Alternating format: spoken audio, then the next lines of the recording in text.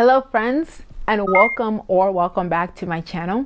My name is Bintou and I'm really happy to have you here today as we talk about the top 5 contemporary or really just romance in general books that I've read so far in 2020. So these are my absolute favorites amongst all the books that I read this year that could somewhat be classified as a romance. And I'm actually going to begin with my number 1 and work my way down, because when I get to number 5, well, you'll see.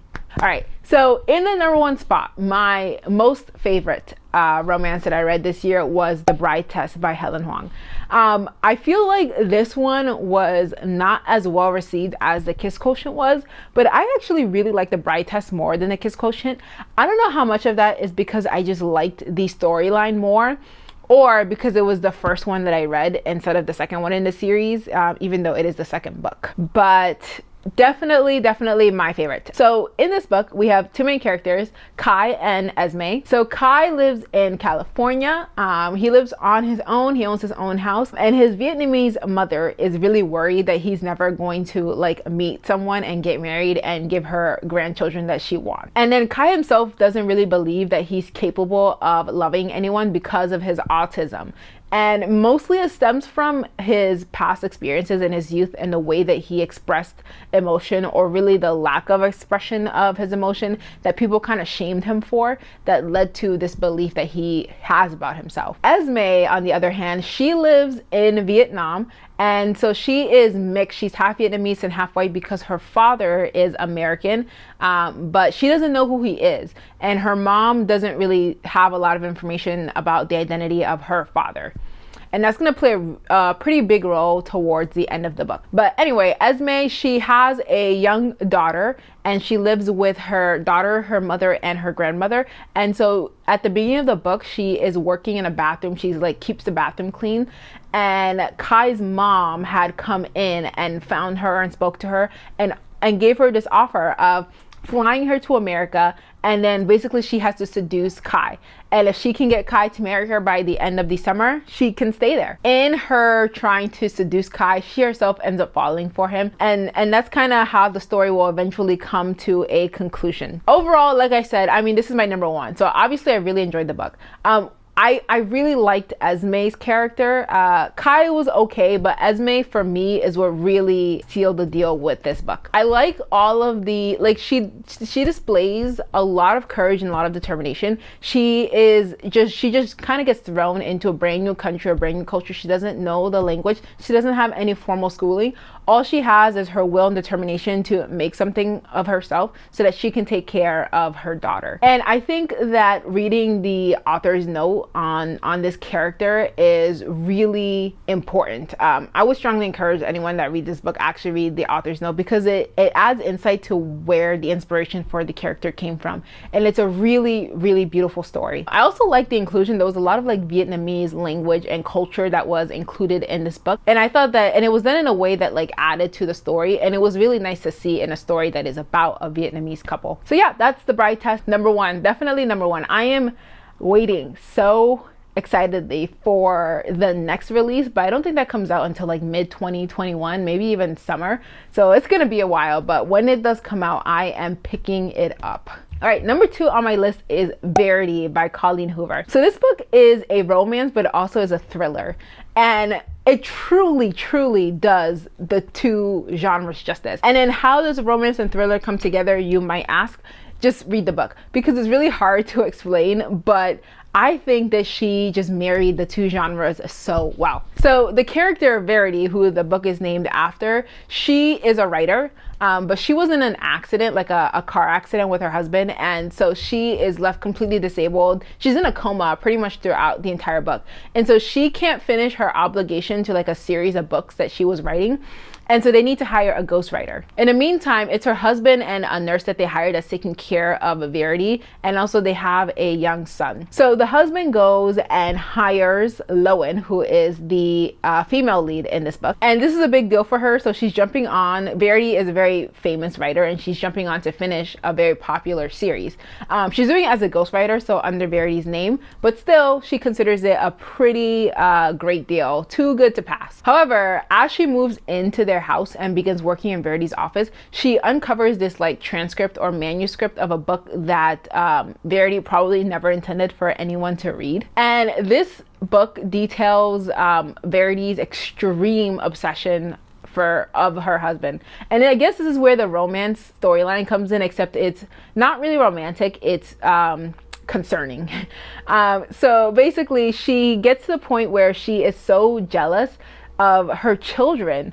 So she has two children, and the amount of attention that they take from her husband that she doesn't receive in turn. And really, it only gets darker from there. Like it's a really dark book. And I feel like when I picked this up, I had no idea that is what was in store for me. So all of it just took me by shock, by surprise. I feel like if you're gonna pick this up, you should be aware that it is very, very dark. In terms of the things that she fantasizes about or says that she carries out, particularly on the children. As far as the ending, I would have never been able to predict this ending. It's kind of confusing because it just leaves you wondering, like, you don't know what is real and what is not, and there's never a conclusion to it. So it's kind of like up to you to decide who to believe. And I still, like, I don't know who I believe. Do I believe Verity, or do I believe the husband? Because they end up telling two opposing stories at the very end. And then Lowen gets tangled up in all of this as well eventually. It's a crazy book. One thing I'll say is I mean the plot for this book is pretty unrealistic. At the very least, I hope it is. I hope this isn't based on any true story or anything like that. So if you can suspend reality for a little bit and just enjoy this creepy but interesting ride with all the twists and turns, I would say that Verity was definitely worth the read. I like Colleen Hoover's writing, and I mean this is not very typical of Colleen Hoover's writing, but that's also part of the fun, I guess. All right, third book on my list is Next Year in Havana by Chanel Cleaton, and this is a rather recent read, and I talk about it in my October wrap up since I read this book in October. So this book is set in Cuba, and it's a romance storyline, but it also is about half historical fiction as well.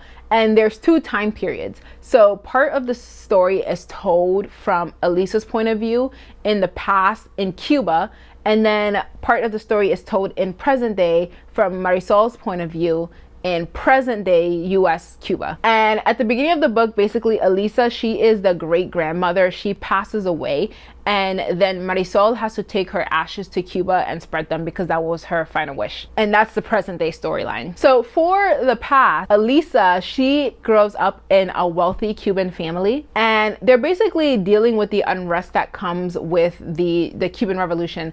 All of these powers that are fighting one another and the instability in the country. Over the course of her storyline, she meets this guy at a party, and eventually they fall in love. He is a revolutionary, so he is fighting for what he believes is right, or who he believes to be the right leader of Cuba. And so he's basically willing to risk his life in order to do that. Also, because of his political belief and his social status as well, Elisa's family would never accept him. And so she kind of knows that she doesn't really have any chance of being with him. That nail is sealed when her family has to flee Cuba and they resettle in the United States in Florida. So in present day, when Marisol returns to Cuba to spread her grandmother's ashes, she stays with a friend of her great grandmother's, and that friend's great grandson, I suppose. So like they're kind of along the same line. He's the one that picks her up at the airport and shows her his version of Cuba. And so she quickly realizes that the real Cuba, or at least the real Cuba that they all live in, is very different from the romanticized version of Cuba that she heard from stories from her great grandparents, who kind of fled just as things were starting to get really bad. And as she's spending time with him and he's showing her around, she begins to fall in love with him and realizes that he is also a revolutionary of sorts. So he's also trying to speak out against the government in any way that he can. And that eventually puts his life in jeopardy. So basically, Elisa's past is repeating in Marisol's present. And overall, really enjoyed the storyline in this book. I think that what made this really interesting was all of the stories of struggle as well as persistence that the characters, particularly the characters that stay behind in Cuba, were displaying in this book. I also really liked reading the romance line that developed between Marisol and the present day revolutionary, if you will. I feel like a lot of the decisions that he had to make were rather difficult to understand, but it was also probably the point, because he is in a position in his life where he's fighting for things that someone like Marisol takes for granted, and he feels like he needs to fight for them. He doesn't want to abandon his home, his country. I don't know, even when the book ended, I was still thinking about these characters. Like, I went to sleep thinking about these characters. It was just a really well-written book. And I love all the books. This is the second book that I read that's set in Cuba, and I've loved all the books that I read set in Cuba. The authors, for some reason, for this particular country, they do such a fantastic job with the description of just the beauty of the country, and it's really fun to read that. All right, next on my list is Party of Two by Jasmine Guillory. This one also gets pretty mixed reviews. Some people really hated this book. I personally really enjoyed it. It isn't like at my top, but it is far from the worst romance that I read this year. So the main characters in Party of Two are Olivia and Max. Olivia has just moved back to California. I'm pretty sure all these books are set in the Bay Area, and she's opening up a new law firm with one of her friends there. And so she is waiting to move into an apartment, but she's staying at a hotel at the very start of the book, and she walks into the hotel bar, and there is Max sitting there, and they start flirting with each other, and eventually, you know, they both leave, and that's the end of it for now. What Olivia didn't realize is that Max was the senator of California that she was talking to / flirting with, but she finds that out pretty quickly when she goes up to her hotel room and sees him on TV. Overall, I thought that the romance that developed between those two was pretty cute. The main struggle that they have is the fact that Max's job, because he is senator, requires him to be in the spotlight. So Olivia values her privacy and doesn't want to be kind of in the gossip columns.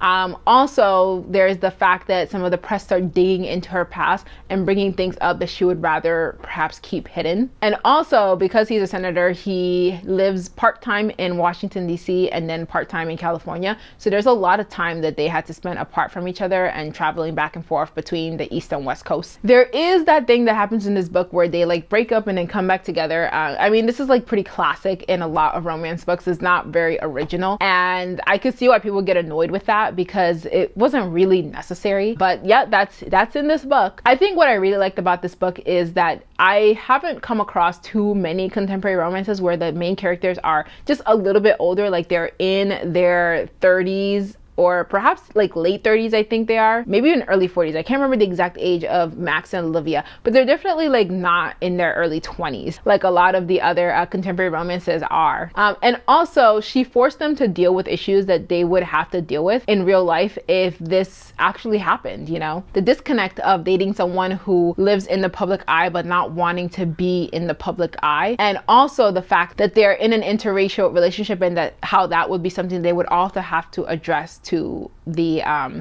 press. So this was definitely my most favorite of the Jasmine Guillory books that I have read. It was the first one that I read. Unfortunately, all of the other ones that I read didn't really live up to this one, but it was her most recent release, so I assume that if she releases something else out, it'll probably be good since they are on a getting better trajectory. All right, and that brings me to the fifth book, which I couldn't really pick one. So instead of picking a number 5, I'm gonna do an honorary mention of like 3 books that were vying for the 5th spot that I enjoyed all of them, but I really couldn't pick between them. The first one, and this is probably the closest one to snagging that spot, is the Happy Ever After playlist. And I talked about this in I think it was my September wrap up. This is a sequel to The Friend Zone by Abby Jimenez, where the main character Sloane was the best friend of the main character in that first book. But Sloane is dealing with the grief of having suddenly lost her fiance right before they were about to get married. Like they were literally about to get married,